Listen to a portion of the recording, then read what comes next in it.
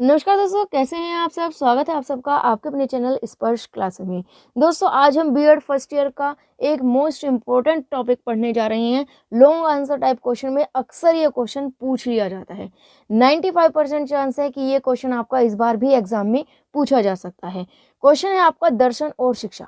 दर्शन और शिक्षा से आप क्या समझते हैं, या क्वेश्चन ये इस तरीके से भी पूछा जा सकता है कि दर्शन और शिक्षा दोनों एक ही सिक्के के दो पहलू हैं, इस कथन को स्पष्ट कीजिए। ठीक है, philosophy and education are two aspect of same coin, explain this statement. इस तरीके से आपका एक क्वेश्चन आ सकता है। बीएड फर्स्ट ईयर का सेकंड पेपर फिलोसफी यानी कि दर्शन शास्त्र का आपका ये मोस्ट इंपॉर्टेंट टॉपिक है। इस वीडियो को बिल्कुल भी मिस मत कीजिएगा।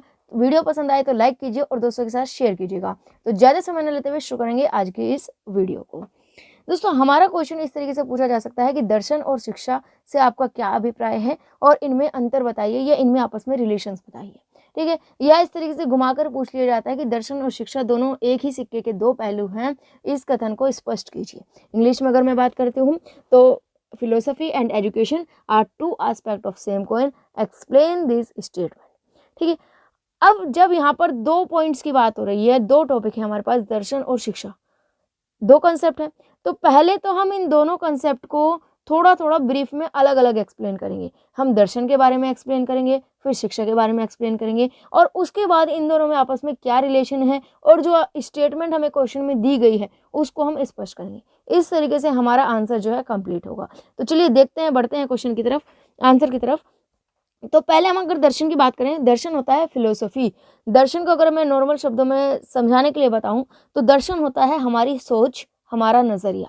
किसी भी व्यक्ति की सोच क्या है, किसी व्यक्ति का देखने का नज़रिया क्या है, वही हमारा दर्शन या फिलोसफी कहलाती है। हमारी थिंकिंग क्या है, हमारी सोच समझ क्या है, देखने का चीज़ों को नज़रिया क्या है, वही हमारा दर्शन कहलाता है। ठीक है, दर्शन का जो इंग्लिश शब्द है फिलोसफी, वो ग्रीक भाषा के फिलोस प्लस सोफिया, दो शब्दों से मिलकर बना है, फिलोस प्लस सोफिया।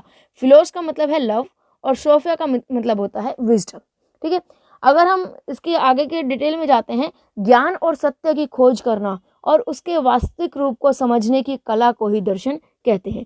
जब हम ज्ञान के बारे में खोज करते हैं, सत्य के बारे में खोज करते हैं और उसके वास्तविक रूप को समझते हैं, तो यही कला जो है हमारा दर्शन कहलाती है। अब इसी में ही, जैसा कि मैंने आपको नज़रिया से डिफाइन करा था, देखिए नॉलेज और ट्रूथ, किसी के लिए कुछ चीज़ ट्रूथ है और किसी के लिए वही सेम चीज़ ट्रूथ नहीं है, तो ये उस व्यक्ति का दर्शन उस व्यक्ति की सोच पर निर्भर करता है। ठीक है, किसी के लिए चोरी करना बुरा है और किसी के लिए चोरी करना बुरा नहीं है, तो ये उसका दर्शन है, उसकी सोच है, उसका नज़रिया है चीज़ों को देखने का। ठीक है, हमारे भारत में अगर हम किसी को गोली मार दें तो वो इलीगल है, गलत है, अपराध है। ठीक है, फौजी होते हैं, जवान होते हैं, वो गोली मारते हैं क्योंकि उनके लिए वो काम सही है।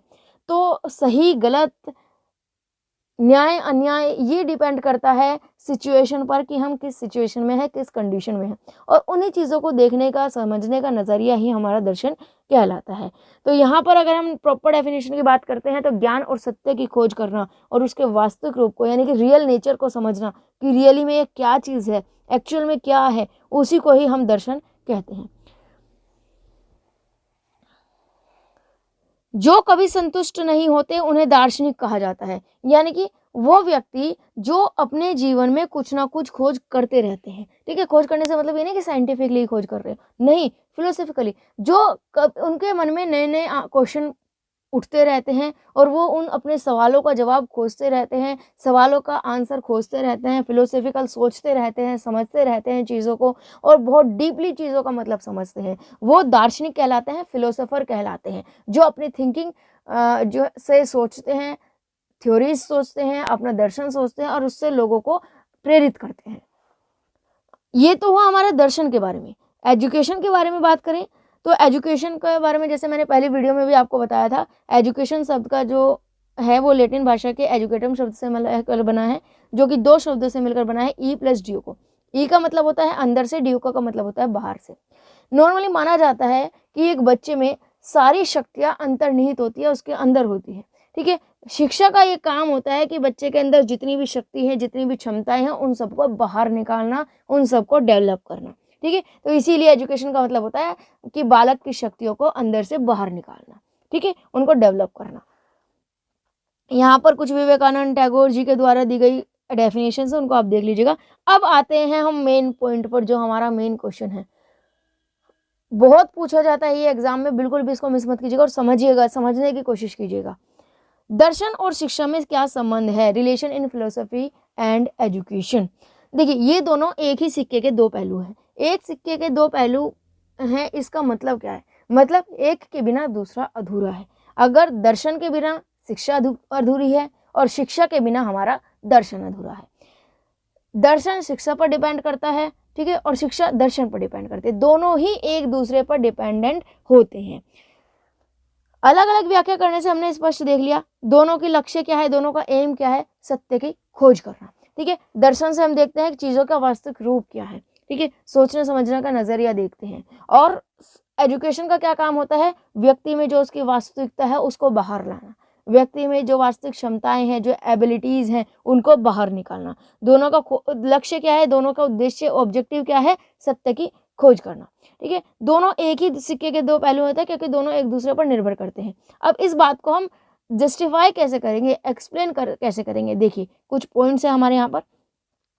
दर्शन जीवन के स्वाभाविक लक्ष्य को निर्धारित करता है, जिसे शिक्षा को प्राप्त करना होता है। देखिए, हमारा एक जीवन के प्रति एक नजरिया होता है, ठीक है। हमें जीवन में क्या बनना है, हमारा जीवन के प्रति क्या लक्ष्य है, व्यक्ति का जीवन के प्रति क्या लक्ष्य है, ये हमारा दर्शन बताता है, फिलोसफी बताता है कि एक व्यक्ति क्या है, आत्मा क्या है, परमात्मा क्या है, वास्तविक जीवन क्या होता है, एक व्यक्ति के जीवन का उद्देश्य क्या होता है, ये हमारा दर्शन कहलाता है, ठीक है। एक आइडियोलॉजी होती है हमारी, ठीक है, आइडियलिज्म होता है, उसके अनुसार आत्मा परमात्मा, परमात्मा का मिलन जब आत्मा का मिलन जब परमात्मा से हो जाता है, यही एक आखिरी लक्ष्य होता है हमारे जीवन का, ठीक है। हम एक सत्य की राह पर चलते हुए परमात्मा में विलीन हो जाते हैं, वही हमारे जीवन का अंतिम लक्ष्य हो जाता है।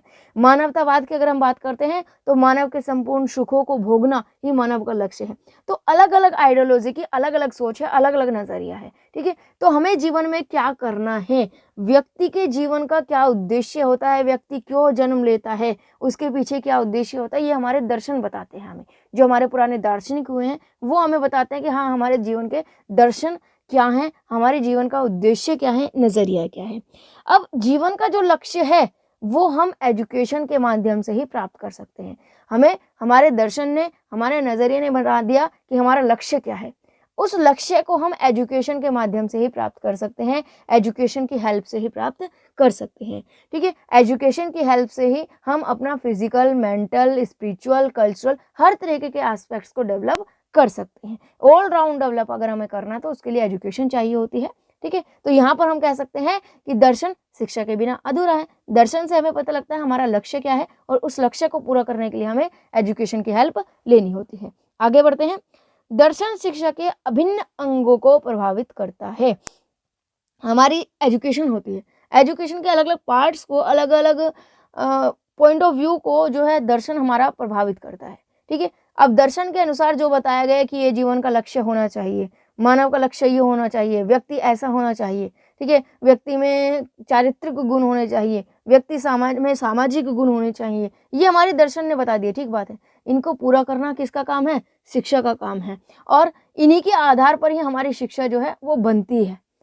एजुकेशन में हमें क्या पढ़ाना है, क्या सिखाना है, कैसे सिखाना है, ये तो वही चीज़ डिसाइड करती है ना। हमें ये बता दिया गया कि व्यक्ति का चारित्रिक विकास होना चाहिए, तो हमारे एजुकेशन में, हमारे करिकुलम में एक सब्जेक्ट मोरल वैल्यू का ऐड कर दिया जाता है। तो ये चीज़ हम कह सकते हैं कि हमारा दर्शन क्या है, ये शिक्षा के काफ़ी अभिन्न अंगों पर प्रभाव डालता है, ठीक है। वेरियस एस्पेक्ट्स को डिटरमाइन करता है एजुकेशन के। नेक्स्ट है, महान दार्शनिक, महान शिक्षा शास्त्री भी हुए हैं।